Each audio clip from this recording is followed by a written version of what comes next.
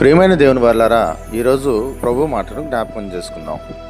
నీ భక్తి నీకు ధైర్యం పుట్టింపదా? నీ యథార్థ ప్రవర్తన నీ నిరీక్షణకు ఆధారము కాదా?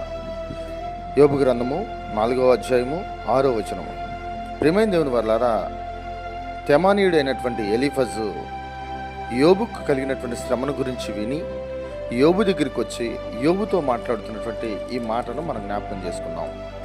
ప్రియులారా, ఈరోజు బైబిల్ గ్రంథంలో చాలామందిని చూస్తూ ఉన్నాం.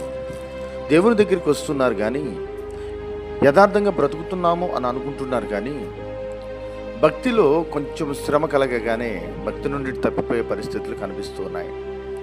ఇంకా రోషముగా ప్రభువు కోసం నిలబడి భక్తి చేయాలి అనే విధానము ఈరోజు క్రైస్తవంలో లేకపోవటం చాలా సిగ్గుచేటు.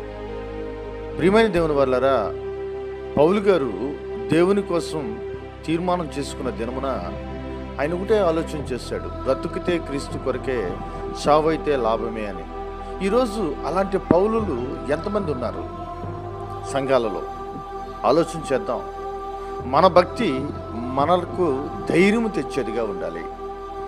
మన భక్తి మన నిరీక్షణకు ఆధారముగా ఉండాలి. ఈరోజు పిరికివారు దేవుని రాజ్యానికి వారసులు కారన్న సంగతి మనం మర్చిపోతున్నాం.